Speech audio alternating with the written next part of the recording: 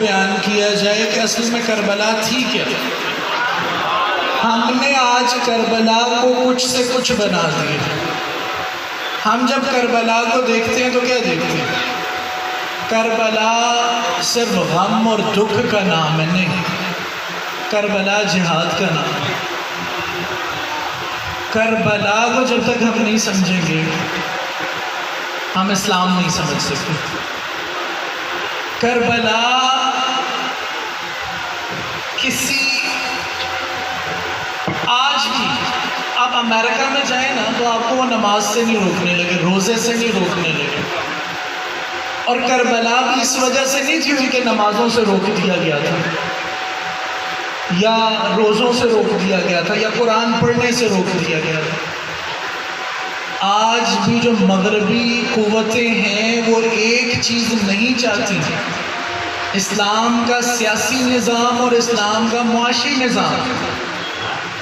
اسلام صرف نمازوں کا نام نہیں ہے۔ ایک بندہ نماز پڑھتے، گالیاں دیتے، غصہ اپنا کنٹرول نہیں کرتا تو اللہ نے فرمایا فویل للمصلین، نماز پڑھنے والوں کے لیے خرابی ہے، الذین هم عن صلاتهم ساہون، جو اپنی نمازوں کو بھولے ہوئے۔ کیوں؟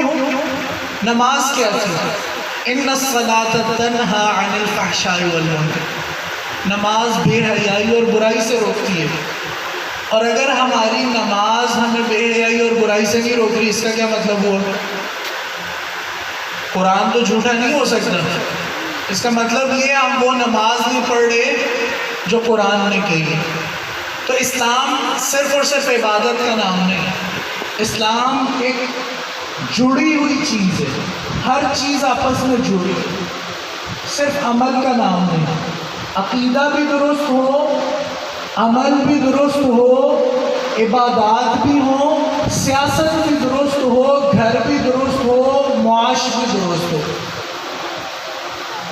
اور اس کے لیے یہ جو سیاسی نظام، پھر اب یہ لمبی تفصیلیں کہ کیا معاملات ہوئے، کس طرح معاملات اس طرف کو چلے، لیکن خلافت راشدہ کے بعد خلافت راشدہ جیسا نظام نہیں آ سکا، حتیٰ کہ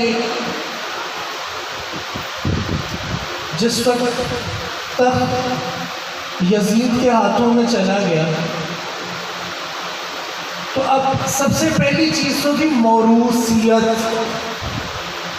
کہ باپ کے بعد بیٹا بیٹھ جائے اور عوام سے پوچھنا چاہے، عوام اس بندے کے بارے میں اعتماد کا اظہار ہی نہ کرے، وہ بندہ اس قابل ہی نہ ہو کہ لوگوں کو چلا سکے۔ بھئی سیاست چلا لے گا، اس کا اپنا دین خراب ہو تو اس کا فائدہ۔ تو امام حسین جس وجہ سے گئے تھے اس وجہ کو سمجھیں اور دیکھیں کہ کیا آج بھی وہ وجہ موجود ہیں یا نہیں۔ باطل قوتوں کے سامنے اٹھنے کا نام حسینیت، صرف قربانی کا نام نہیں ہے، کیونکہ قربانی جب باطل کے مخالف ہوگی تبھی قربانی کا فائدہ ہوگا، ورنہ قربانی نہیں ہے۔ تو وہ جو ہے نا کہ دین کو بچا دیا، وہ دین یہ تھا سیاسی دین، سیاست بھی دین کا حصہ، سیاست کو دین سے نہ نکالیں، سیاست خراب ہو جائے، حکمران خراب آ جائیں، آپ کا دین بگڑ جاتا ہے۔ تو اقبال کہتے ہیں نکل کر خانقاہوں سے ادا کر رسم شبیری، کہ فقر خانقاہی ہے فقط اندوہ دلگیری۔ وہ کہتے ہیں کہ صرف خانقاہوں پہ بیٹھنا یہ بات نہیں ہے، بلکہ امام حسین والا کام کرنا، باہر نکلنا۔ اقبال کہتے ہیں جلال پادشاہی ہو یا جمہوری تماشا ہو، جدا ہو دین سیاست سے تو رہ جاتی ہے چنگیزی، کہ اگر دین کو سیاست سے علیحدہ کرتے ہیں پھر چنگیزی رہ جائے گی، جس کا مرضی قتل کر دیں، کوئی حساب نہیں، دین کی پرواہ کوئی نہیں۔ تو یہ وہ چیز تھی۔ اور پھر سب کو پتا تھا کہ امام حسین نہیں رکنے والے، تو 3 لوگوں سے بیعت ضرور لینا، ایک امام حسین سے، ایک محمد بن ابی بکر سے، حضرت ابو بکر کے بیٹے سے، اور ایک عبداللہ بن زبیر سے۔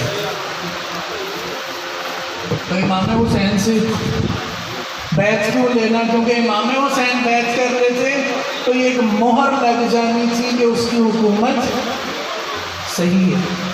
سارے کا سارا مدینہ یزید کی بیعت کر چکا خوف سے،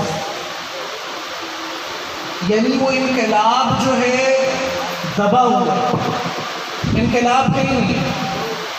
ہر صحابی امام حسین کو منع کر رہے کہ آپ ایسا کام نہ کریں۔ اب ایک طرف تمام کے تمام صحابہ ہیں، تمام مدینہ ہے، بیعت کر چکے، لیکن امام حسین پھر بھی چل پڑے۔ تو دیکھنا یہ ہے کہ جنت کے نوجوانوں کے سردار کون ہیں، کہ یہ ممکن ہے کہ امام حسین کا فعل غلط ہو۔ آج ماشاءاللہ ایسے ایسے خبیث ناسبی لوگ ہیں، وہ کہتے ہیں سارے صحابہ نے امام حسین کو سمجھایا لیکن امام حسین پھر بھی چلے گئے۔ تو چلے گئے تو صحیح کیا، سارے صحابہ نے یزید کی بیعت کر لی، یزید کی بیعت کر لی، لیکن جس وقت امام حسین کی شہادت ہوئی، اس سے حوصلہ کیا ملا؟ یزید نے مدینہ کے اوپر کیوں چڑھائی کی؟ کیا وجہ بنی؟ مدینہ تو یزید کی بیعت کر چکا تھا، پھر آخر کیا وجہ بنی؟ جس وقت امام حسین کو لوگوں نے دیکھا کہ اس حکومت نے نواسۂ رسول کو نہیں چھوڑا، اور امام حسین نے اپنی زندگی کی پرواہ نہیں کی، کیونکہ زندگی تو ختم ہو جانی، بہتر یہ کہ اچھے طریقے سے ختم ہو۔ جب وہ 72 لوگ شہید ہوئے، کربلا ادھر ختم نہیں ہوئی، وہاں سے کربلا شروع ہوئی، مدینہ کے سارے لوگوں نے بیعتیں توڑ دی۔ وہ جو بیعت توڑنا تھا وہ انقلاب تھا، وہ کربلا نے دیا۔ اگر امام حسین نہ اٹھتے تو مدینہ والے بیعت نہ توڑتے، اور یزید خبیث لعین پلید کی خباثت، اس کی لعنت میں کسی کو شک نہیں ہونا چاہیے۔ ماشاءاللہ آج بہت لوگ ہیں اور وہ یزید کی حمایت بھی کرتے ہیں، رحمت اللہ علیہ بھی کہتے ہیں، امیر یزید کے نعرے لگ رہے ہیں، یزید بن معاویہ رضی اللہ عنہ کی کتابیں چھپ رہی ہیں، اور پتہ نہیں کیا کچھ ہو رہا ہے۔ یزید اگر کربلا کے واقعے سے بچتا نہیں ہے، آپ کو کہیں گے جی اس نے کیا کیا؟ حکم نہیں دیا تو کم از کم ابن زیاد کو سزا دے دیتا۔ اگر ابن زیاد غلطی کر چکا تھا، واپس امام وہ یزید کے پاس نہیں جاتا، ڈر کے کہیں بھاگ جاتا ہے، لیکن نہیں، اچھا چلے کربلا کو چھوڑ دے۔ پہلے سال یزید کی حکومت میں اس کی حکومت ہی اتنی منحوس تھی، پہلے سال واقع کربلا ہوا، دوسرے سال اس نے مدینہ پہ چڑھائی کر دی، واقع ہررا ہوا، 700 صحابہ اور پتہ نہیں کتنے تابعین کو اس نے شہید کرایا۔ تیسرے سال اس نے کعبہ پہ بمباری کروا دی اور پھر وہ مر گیا۔ 3 سال کی اس کی حکومت ہے، اور تینوں سال ایسے اس کے لیے منحوس گزرے۔ تو یہ وہ چیز تھی کہ حضرت ابو ہریرہ پناہ مانگتے تھے اس دور سے، کیونکہ اس دور میں کھڑا ہونا بڑا مشکل تھا۔ یہ امام حسین کا ہی حوصلہ تھا، تمام صحابہ بیٹھ گئے تھے۔ حضرت ابو ہریرہ دعا کرتے تھے، یا اللہ مجھے 60 ہجری سے پہلے موت عطا فرما۔ کیوں؟ کیونکہ رسول اللہ صلی اللہ علیہ وسلم نے ساری پیشین گوئیاں فرما دی تھی۔ تو کربلا جو ہے وہ اس چیز کا نام ہے کہ باطل قوتوں کے سامنے اٹھا جائے۔ وہ دعا ہے نا، اللہم ارنا الحق حقا، کہ اللہ مجھے حق کو حق دکھا، وارزقنی اتباعہ، اور مجھے اس کی اتباع کرنے کی توفیق عطا فرما، وارنا الباطل باطلا، اور مجھے باطل کو باطل دکھا، وارزقنی اتباعہ، اور مجھے اس سے بچنے کی توفیق عطا فرما۔ تو اقبال کہتا ہے نا کہ